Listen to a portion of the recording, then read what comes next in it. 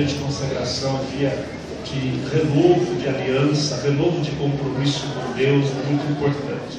Você que achou aí Gênesis capítulo 11, para facilitar, se alguém não achou, você abre a sua Bíblia lá em Apocalipse, vem andando, você vai chegar em Gênesis. É facinho, amém? Muito bem. Vamos ler dois versos, o verso 31 e o verso 32. Quem achou diz amém.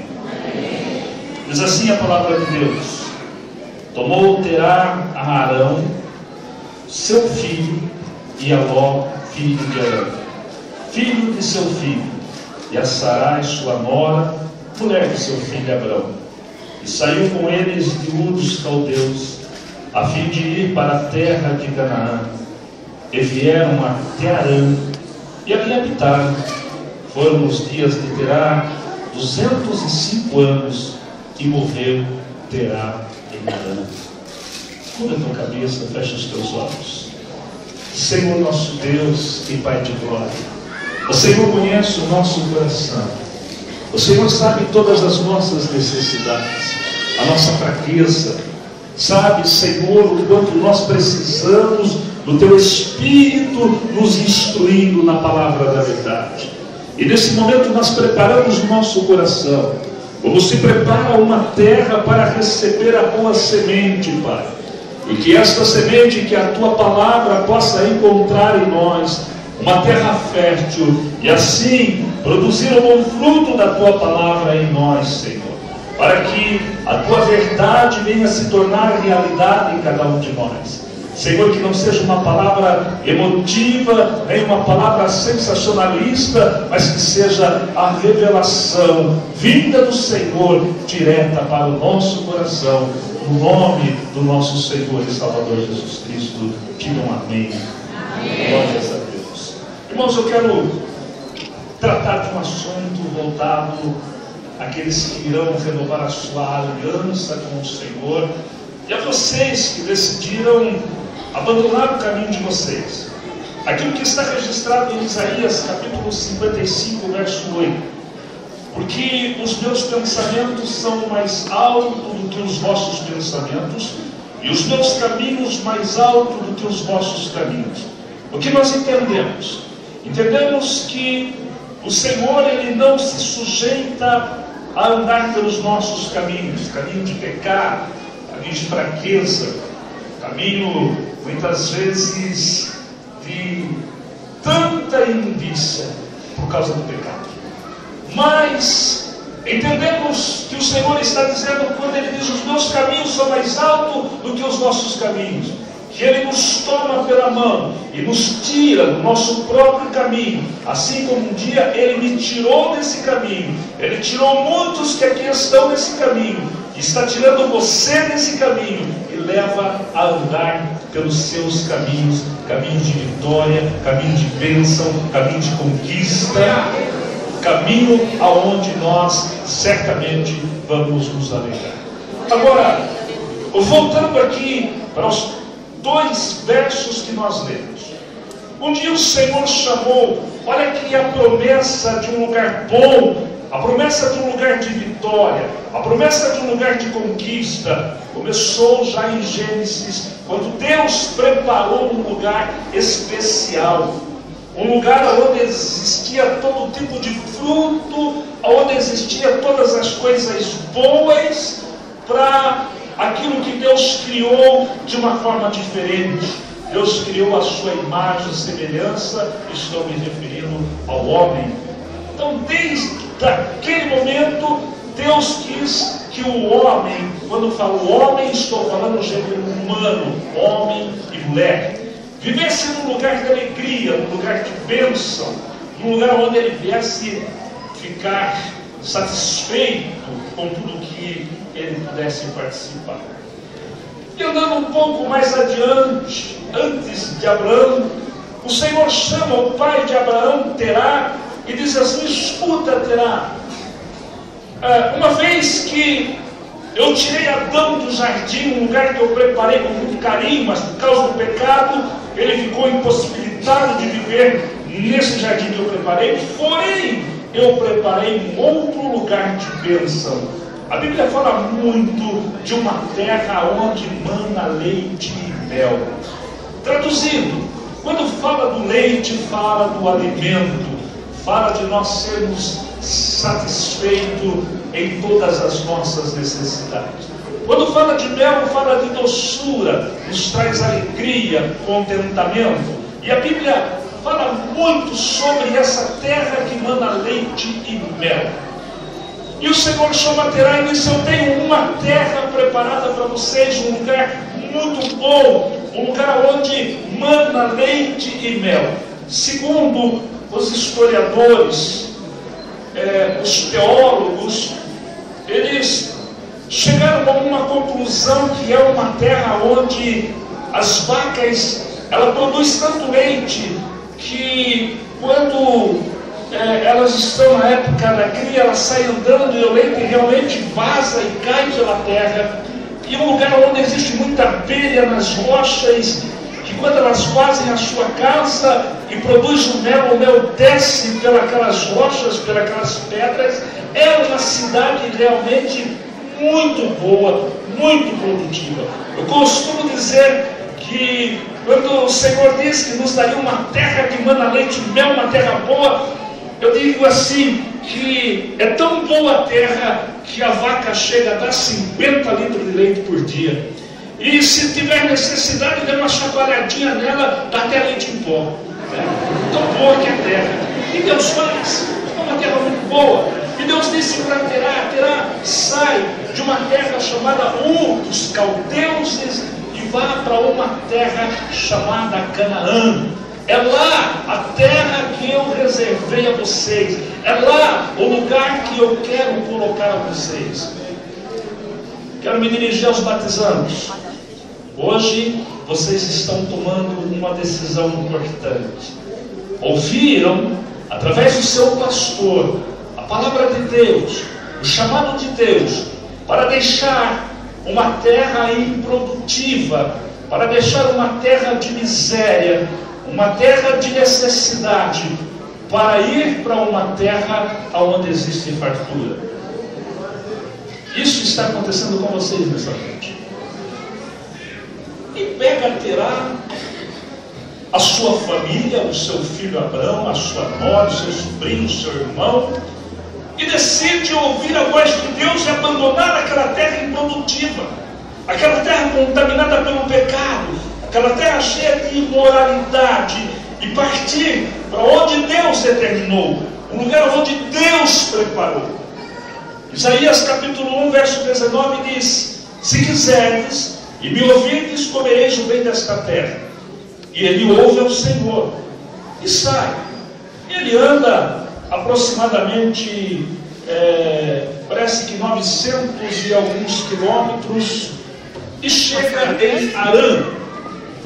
É claro que antes disso ele passou por muitas cidades, por muitos lugares, e fez pernoite, mas ele continuou no chamado de Deus, ele continuou caminhando segundo o que Deus havia determinado a ele, foi em rumo à cidade que Deus falou que era boa, o qual Deus tinha preparado, lembrando que nessa época a terra estava vazia, a terra ainda só produzia muito mel, havia muito gado solto, sem dono, produzindo muito leite, estava ali esperando aquele povo chegar e tomar posse.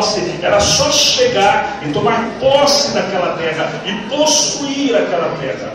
Porém, quando ele chega em Harã, diz aqui a palavra de Deus que ele ficou um período maior em Harã. Ele parou em Harã. Ouvi a pastora falando que às vezes vocês são convidados em algum período, aqui disse um amigo: olha, vem para cá, fica aqui, não vai lá não, né? Mas vocês decidiram deixar esses conselhos para seguir o conselho do Senhor. E justamente o que aconteceu com Terá, ele parou em Harã, parou no meio do caminho. Coisa que nós não podemos fazer é parar no meio do caminho. Ele parou e ali começou a contemplar que aquela terra também era boa, que ali havia um espaço para ele. Talvez ele fez algumas amizades que não deveria fazer, e começou a se envolver com pessoas daquele lugar, daquela terra. Mas ali não era o destino dele. O destino dele era um pouco mais adiante. Diz comigo, um pouco mais adiante. Ele parou ali, se envolveu com aquelas pessoas, talvez fez algumas amizades, conquistou ali um pedacinho de terra, talvez na sua cabeça disse: olha, Deus determinou que eu fosse a Canaã, mas eu vou ficar um pouco aqui, eu vou me estabelecer aqui, eu vou ter um pouco de conforto, e depois de eu conquistar algumas coisas, eu continuo a carreira que o Senhor me propôs. Isso serve para você batizando, para aqueles que irão renovar a aliança com o Senhor, serve para nós pastores, que temos um chamado de Deus e não podemos abrir mão desse chamado, não podemos nos envolver mais com este mundo, com as coisas desta vida. Nada vai nos deter mais, porque nós estamos em caminho a um lugar chamado Canaã Celestial. Mas ele parou. Terá parou no meio do caminho. Ele ouviu o conselho do ímpio. Ele ouviu algumas pessoas: olha, fica aqui é muito bom, não tem problema, amanhã ou depois você continua. Quantas vezes nós não ouvimos conselho dessa natureza? E diz aqui o verso de número 32: foram os dias de Terá 205 anos, e ele não chegou no que Deus havia determinado a ele. E morreu Terá em Harã, morreu no meio do caminho, porque ele decidiu ouvir o ímpio, porque ele decidiu ouvir o conselho do homem, porque ele começou a contemplar as maravilhas daquela terra, mas o que Deus tinha era muito melhor. Vamos entender isso, entenda comigo. Era uma terra que ainda não tinha dono, era uma terra que estava reservada para Terá, sua família, posteriormente, para aqueles que viessem da sua descendência. Agora, nós sabemos que isso lhe causou um mal muito grave. Nós conhecemos a história. Depois, tudo o que o povo de Israel teve que passar para depois, lá na época de Josué, ter que conquistar esta terra. Passaram pelo deserto, passaram por aflições, passaram por muitas lutas, por um momento de desobediência, por um momento de descuido, por não dar continuidade no projeto de Deus.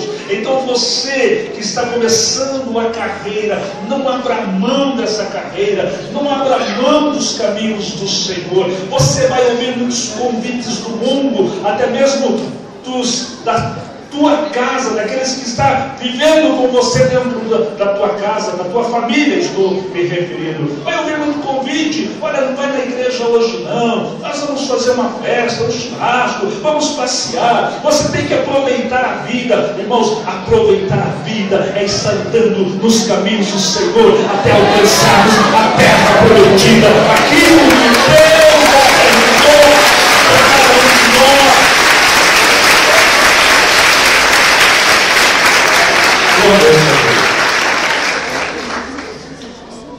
Lembrando que lá em Romanos capítulo 12, verso 2, Paulo diz assim: e não vos conformeis com este mundo, mas renovai-vos. Seja renovado, transformado, determinado, para que você possa aproveitar de 3 coisas que é a vontade de Deus. O que é a vontade de Deus para nós? Boa, perfeita e agradável. A vontade de Deus para a nossa vida é boa, perfeita e agradável. Mas nós temos que ser determinados, fortes e corajosos.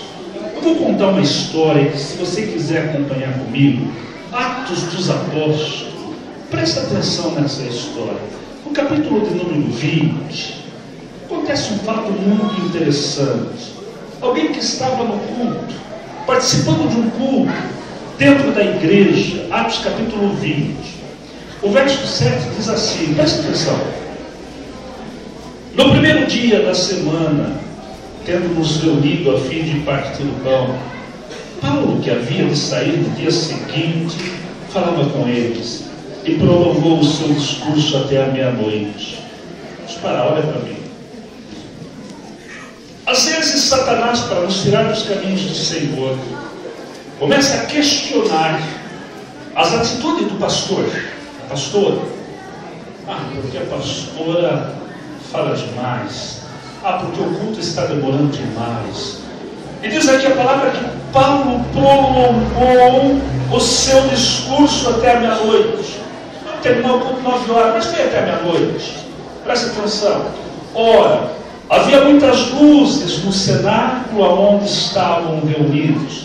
E certo jovem por nome Eutico, que estava sentado na janela. Diz comigo, sentado na janela. Todo mundo, sentado na janela. Irmãos, na janela não é lugar de cristão. Vamos entender isso. Estava sentado na janela, tomado de um sono profundo, enquanto Paulo prolongava ainda mais o seu sermão, vencido pelo sono, caiu do terceiro andar abaixo e foi levado morto. Diz comigo, foi levado morto. Se foi levado morto, porque morreu. Está entendendo? Foi levado morto. Quando Paulo descido, abraçou-se sobre ele, e o abraçando disse: não vos perturbeis, pois a sua alma está nele. Então subiu, e tendo partido o pão e comido ainda, lhe falou largamente até o romper do dia. Assim partiu. E levaram, diga comigo, e levaram vivo o jovem, e ficaram muito consolados. Vamos entender isso. Quando eu disse que a janela não é o lugar de um cristão, aquele jovem foi sentar na janela, e diz aqui a palavra de Deus, no terceiro andar. Terceiro andar é o lugar mais distante que havia do altar. Janela é na divisa. E nós sabemos que divisa não tem dono. Divisa não tem dono. Sabe quando você passa numa rua, onde dentro de uma casa existe um pé de fruta e o galho cai para fora com as frutas, qualquer um que passa toma aquele fruto, porque não tem dono. Quando um cristão, ele mesmo dentro da igreja, procura os últimos lugares. Foi até engraçado. Ontem eu vim para o culto aqui e falei para o Murilo: onde você costuma sentar? Eu costumo sentar aqui atrás. Eu disse: aqui atrás não é lugar de crente, vamos para frente, né? O lugar mais longe do altar foi o lugar que o jovem escolheu. A janela é divisa. Quando um crente senta na divisa, ele não é nem de Deus nem do diabo. Ele pode ser ceifado a qualquer momento, como aconteceu com esse jovem. Eu não sei se um dia você já sentou à beira de uma janela para estudar ou para fazer alguma coisa que viesse requerer atenção. E você está lá, de repente acontece um barulho e você vai olhar e ver o que está acontecendo. A curiosidade te leva lá fora e você perde o sentido de que você está fazendo aqui dentro. Então, muitos crentes estão no terceiro lugar, no lugar mais distante do altar e sentado na janela. Queridos, nunca procure o lugar mais distante do altar e nunca esteja dividido entre a igreja e o mundo. Nunca se assente na janela. Venha para frente, se envolva, participa, porque você pode cair da janela e acontecer o que aconteceu com esse jovem. Ele morreu. E ele morreu porque ele estava no terceiro andar e na janela. Além de estar longe do altar, estava na divisa. Imagine se ele estivesse sentado bem próximo do altar, o fogo pegando, o Espírito agindo, ele ia estar envolvido em tudo aquilo e jamais iria cair e morrer. Você que está renovando a sua aliança com Deus. Você que está iniciando os seus caminhos com Deus. Tenha sempre isso em seu coração. De estar sempre perto do altar. Nunca dar ouvido ao mundo. Lá em Êxodo, nós temos que... Eu não vou falar sobre esse assunto que é muito um pouco prolongado. Mas quando o faraó tentou barrar a igreja, quando o povo de Israel pediu, olha, queremos ir lá no deserto servir ao Senhor. E o faraó disse assim, vocês não precisam ir até o deserto. Adorem a Deus aqui mesmo. Eu dou a vocês um espaço, pode escolher o melhor lugar. Ah, tem mais, olhem por mim. Moisés disse, não, eu quero ir lá no deserto adorar ao Senhor. Sabe qual era a proposta? Você não precisa sair desta terra de idolatria. Você não precisa sair do nosso meio para adorar a Deus. Moisés disse, eu tenho que sair, porque aqui eu não vou adorar a Deus. Eu quero estar num lugar bem longe de vocês, um lugar onde eu possa adorar a Deus tranquilamente, onde eu tenha convicção de que Deus vai receber a minha adoração. Então não podemos perder o nosso foco. Não podemos ter atitude de parar no meio do caminho. Quantas pessoas não passaram por essa igreja ou pela tua igreja, pastor, e hoje estão no mundo, pararam no meio do caminho e não alcançou as bênçãos de Deus. Irmãos, para sermos cristãos, nós temos que ser determinados. Primeiro, nós temos que ter consciência que o Senhor nos chamou para algo extraordinário. Daniel capítulo 11, verso 32, acho que eu citei aqui, diz assim: e o povo que conhece o seu Deus será forte e fará proeza, vai fazer maravilhas. Me vem à memória quando Sansão quis incendiar uma lavoura, e ele teve tanta sabedoria que ele ajuntou um monte de raposa. Claro que ele fez um mal às coitadinhas que não tinha nada a ver com isso. E ele juntou aquelas coitadinhas, tacou fogo no rabo delas e soltou ela no meio daquela lavoura, e aquilo incendiou toda aquela lavoura. Eu tenho certeza que o Senhor, Ele vai colocar um fogo sobre a tua cabeça e você vai incendiar essa cidade e a cidade onde você vive. Receba isso na tua vida. Você não vai parar no meio do caminho, você vai continuar, você vai ser determinado, como aconteceu com Terá. Morreu em Amã, não continuou, e depois pagaram muito caro aquela terra que estava vazia. Depois Josué teve que batalhar contra os Enaquitas. Enaque quer dizer pescoço grande, isso é uma terra de gigante. Ele teve que batalhar, ele teve que conquistar uma terra que era só entrar e possuir. Se você continuar e não parar no meio do caminho, você vai possuir a terra que o Senhor jurou por herança. Compreende? Bem, agora, lembrando que Deus nos coloca líderes para nos orientar, para nos conduzir. E algo muito fundamental, porque às vezes nós temos a nossa própria visão e achamos que aquilo que nós imaginamos é certo. Estamos ouvindo o pastor, a pastora, e começamos a questionar o nosso pastor, a nossa pastora, a atitude do pastor. Mas eu acho que se o pastor, a pastora tivesse feito assim, seria melhor. Não concordo, esse jeito é muito complicado, assim é mais fácil, assim é melhor. Sabe, até mesmo nós pastores, quantas vezes não questionamos? Aqui a pastora Eliette é superintendente regional. Às vezes os pastores discordam, mas tenho certeza que discordam, mas aceita e decide a opinião dela, porque vai prevalecer. Isso aconteceu em Juízes, quando Gideão foi chamado por Deus. O Senhor disse assim: varão valoroso, o Senhor é contigo. Lá em Juízes capítulo 6, o Senhor é contigo. Ele foi questionado: Deus, Senhor, se o Senhor é conosco, o que são feitas das promessas que foram ditas aos nossos pais? Senhor disse assim: sabe por quê? Vocês estão se acovardando. Eu vou instruir você para você vencer os amalequitas. Chama o povo, levanta homens corajosos, homens de verdade, homens valentes, determinados. Até porque Juízes, no capítulo 7, verso 3, o Senhor diz a Josué: Josué, convoca o povo e grita bem alto: aquele que for forte, corajoso e valente, que venha fazer parte desse exército.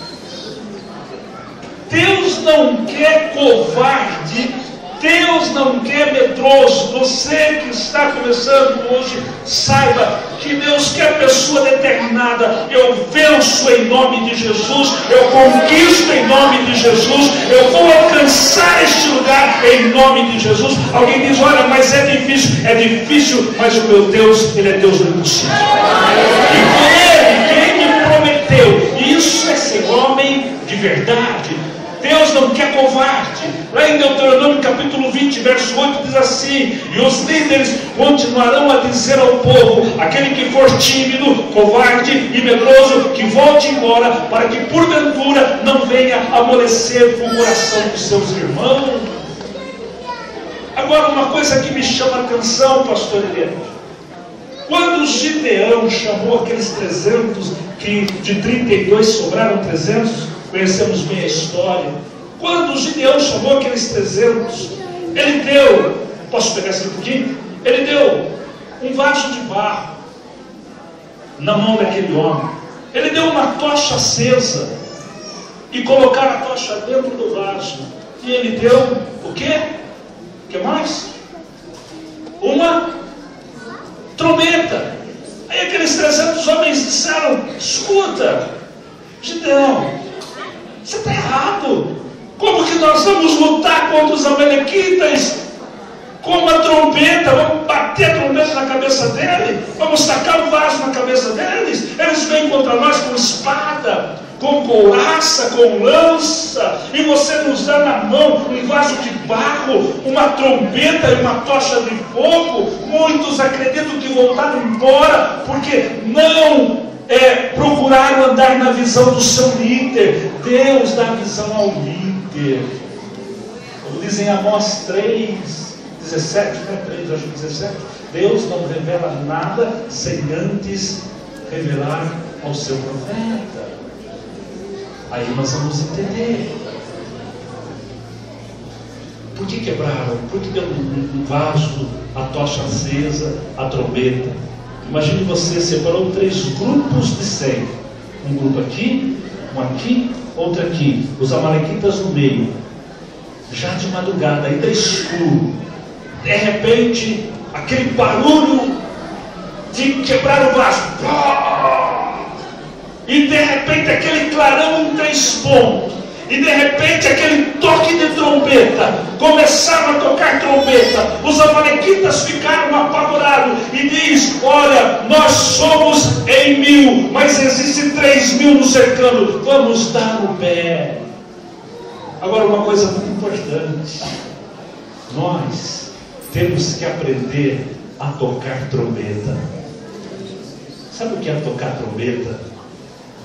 Quando Josafá, no capítulo 20 de 2 Crônicas, ele se viu numa situação complicada, onde alguns exércitos haviam feito aliança para guerrear contra ele. Ele foi consultar ao Senhor. O Senhor disse assim: não precisam se preocuparem, subam no monte e louve o meu nome, toque trombeta, que você vai ver que vai acontecer com o inimigo. Quando você começar a tocar trombeta, começar a louvar, começar a orar, começar a clamar, e você tocar trombeta, o inimigo vai fugir diante de vocês. Mas nunca se esqueçam de andar na visão do seu pastor. Aprendam a entender a visão que Deus dá ao seu pastor. Isso é ser forte. Aí Josué, capítulo número 1, e o verso de número 6 e 7, o Senhor disse: Josué, chegou o momento de vocês entrarem nessa terra. na terra que manda leite e mel. Porém, vocês têm que ser o quê? Forte, corajoso e de muito bom ânimo. Forte, corajoso e de bom ânimo. Senão não vão entrar nessa terra. Por quê? Porque um dia eles haviam ido ver a terra, haviam ido em 12. E 10 voltaram correndo na frente e disse: Moisés, a terra é muito boa, realmente é uma terra muito produtiva, é uma terra que manda leite e mel, o fruto você nem imagina, porém é uma terra muito bem guardada. Os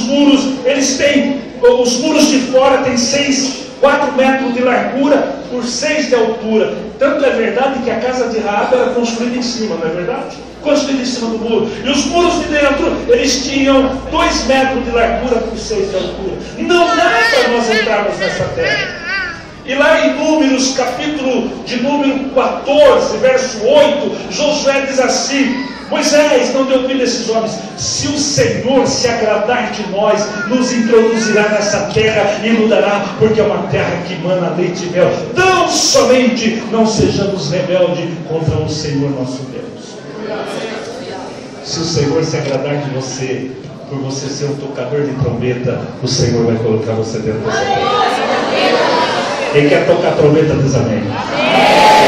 Quem quer se tornar um tocador de trombeta diz amém. Glórias a Deus. Então nós temos que aprender isso, sermos valentes, determinados. Agora, estou terminando, viu, pastor? Não sei quanto tempo, mas estou terminando. Agora, tem uma coisa muito importante. Se nós não aprendermos a vida de obediência, presta atenção. Não adianta você vir para a igreja, participar do momento de louvor. Agora eu sou um tocador de trombeta. Agora eu canto, eu oro, eu vou na igreja.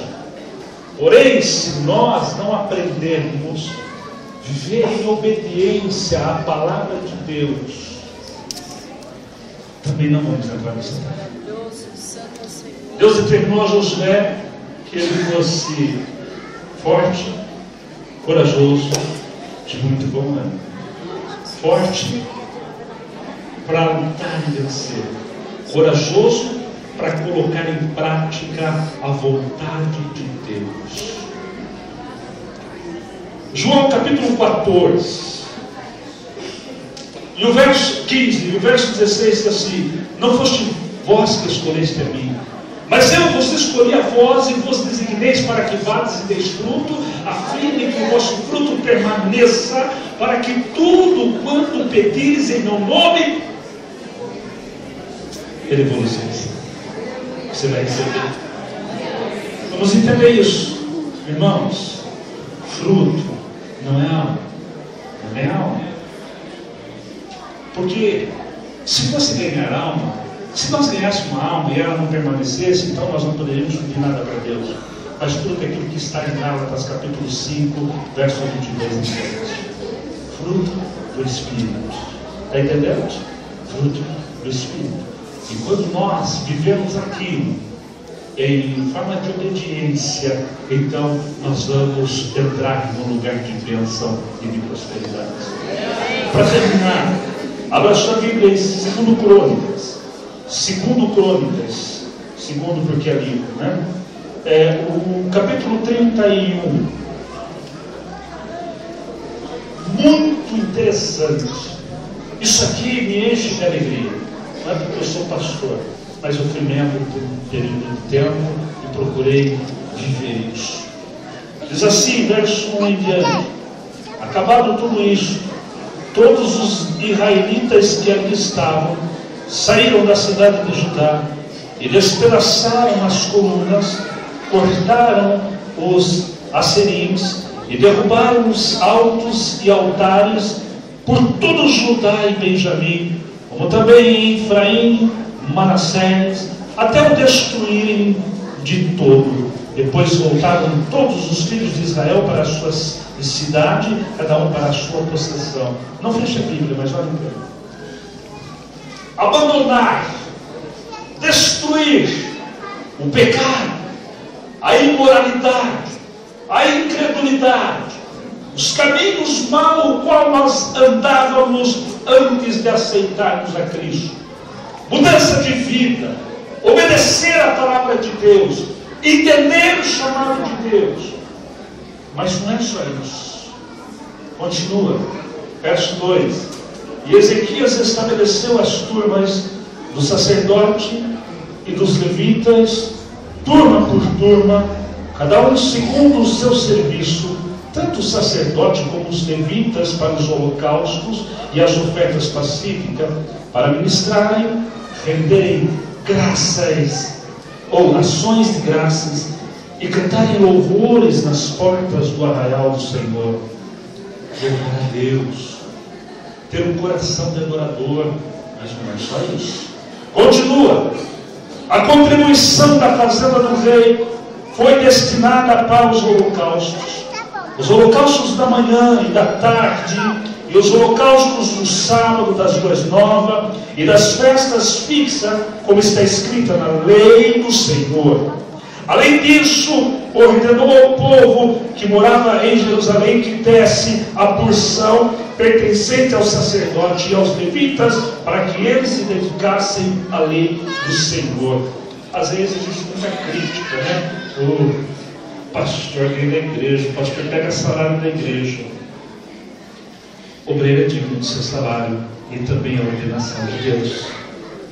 Mas não é só isso.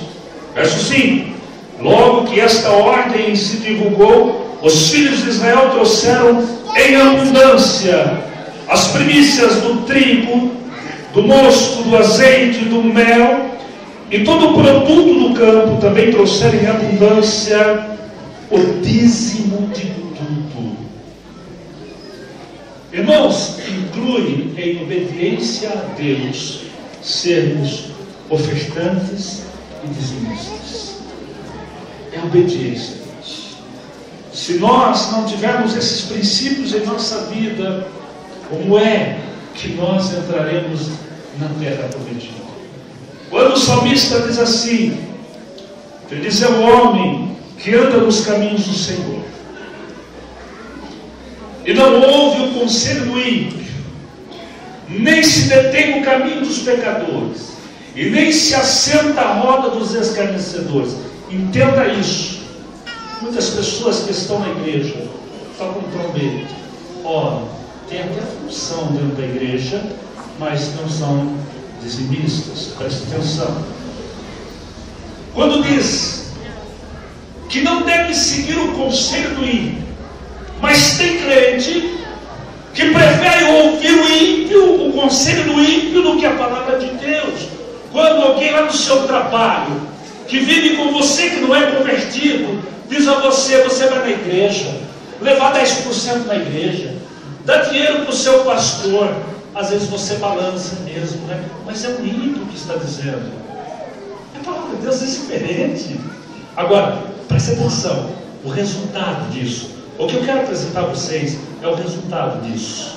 Verso 6: os filhos de Israel e Judá, que habitavam na cidade de Judá, também trouxeram o dízimo de bois e de ovelhas, e o dízimo das coisas dedicadas que foram consagradas ao Senhor, o seu Deus, e depositaram-nos em, quem está com a Bíblia aberta? Em montões.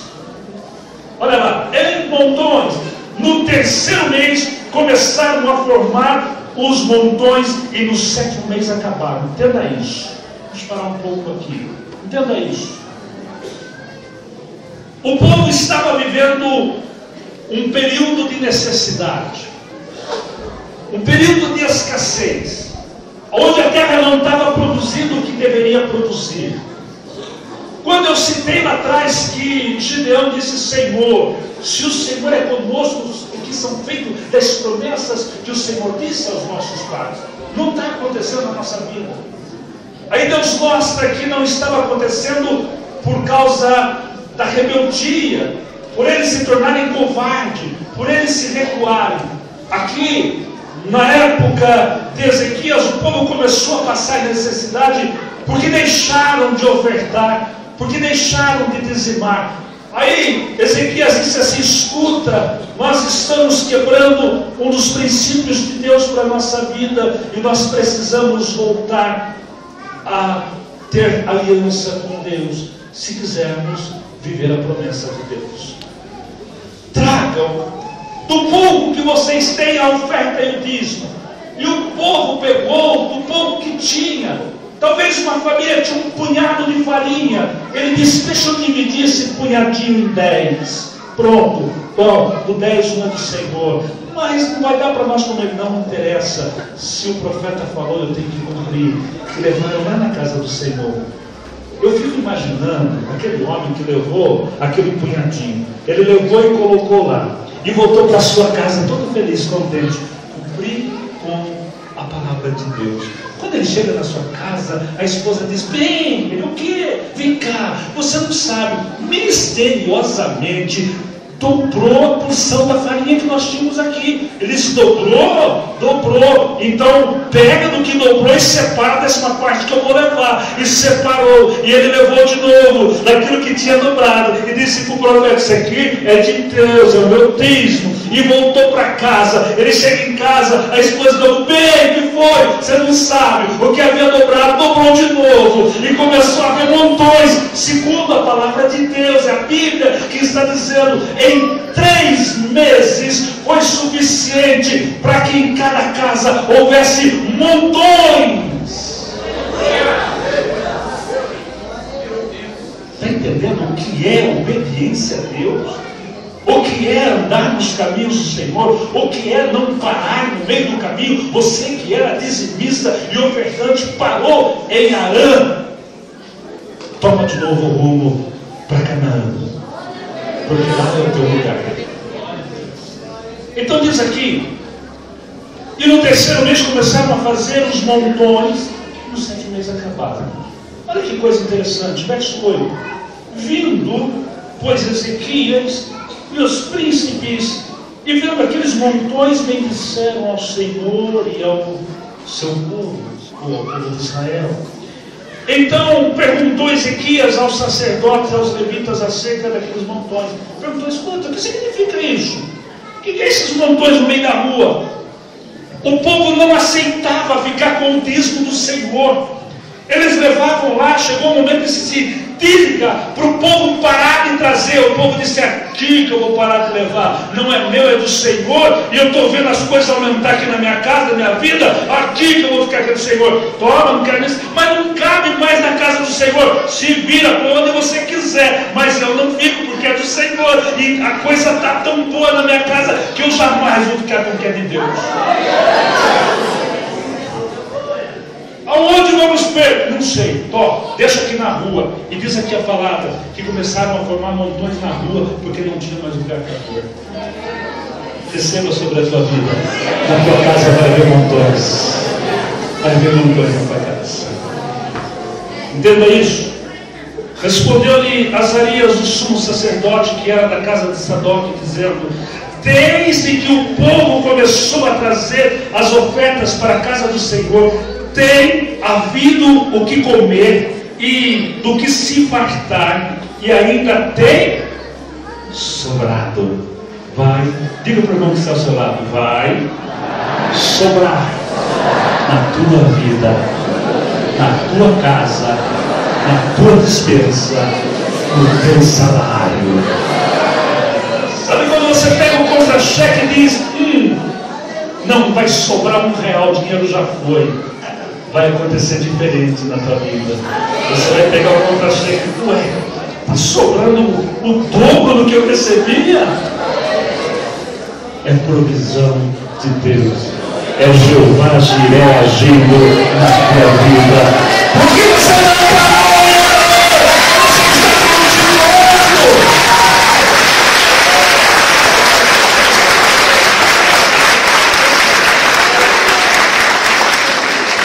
A palavra que eu deixo a vocês: não pare em Arã, continue até Canaã, obedecendo esses princípios de Deus. Você que é consagrado, sabe, às vezes nós temos muito problema com liderança. Às vezes, pastora, já aconteceu comigo, acho que não acontece aqui com nenhum pastor, mas comigo aconteceu. O irmãozinho está humilde lá no banco sentadinho, e aquele irmão é bênção. Aí coloca ele para diácono, para obreiro. Quando coloca para obreiro, ele já quer passar a perna no pastor. Aqui não acontece, isso acontece comigo lá. Seja sempre humilde. A palavra de Deus diz: a humildade precede a honra e a soberba precede a queda. Vou lhe contar uma história para finalizar e voltar a palavra ao pastor. Um dia, um homem, ele era muito pobre, mas muito pobre mesmo. Sabe aquelas pessoas que moram no fim da cidade, num bairro, e aproveita um terreno da prefeitura para fazer uma hortinha ou criar uns porcos? Não sei se tem aqui em Campos, né? Cidade grande sempre tem, né? Lá no fim da cidade, ele pega uma terra da prefeitura, ele planta alguma coisa, ele cria uns porcos. E esse homem, pobrezinho, ele criava porcos no terreno da prefeitura. E de vez em quando, no fim de ano, ele matava aqueles porcos, botava numa carriola e saía a vender para os amigos. E vendia. E por causa disso, lhe deram o apelido de Chico Toicinho. Lá vem o Chico Toicinho. Ô, Chico Toicinho. Tá bom, Chico Toicinho. Bom. Um dia, o Chico Toicinho decidiu mudar de vida. Ele disse: eu vou embora trabalhar em outro país. Ele foi para outro país, ajuntou lá tudo que pôde e foi para outro país. Não deu certo.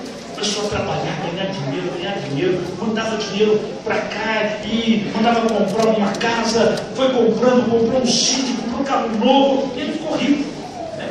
E ele esqueceu daqueles seus amigos, se esqueceu do lugar que ele vivia, agora estava bem, né? Comprou uma casa chique, um carrão, andava para a cidade lá, né? O bração de fora dirigindo lá, todo cheio, pomposo.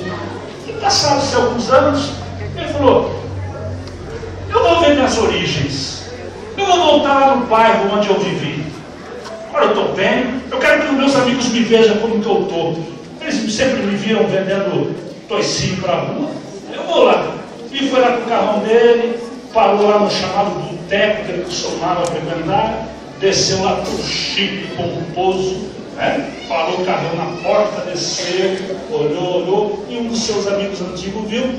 E quando viu, ficou contente e gritou bem forte para ele: ô, Chico Toicinho! Ele disse: Chico Toicinho não, agora eu sou Francis Bacon.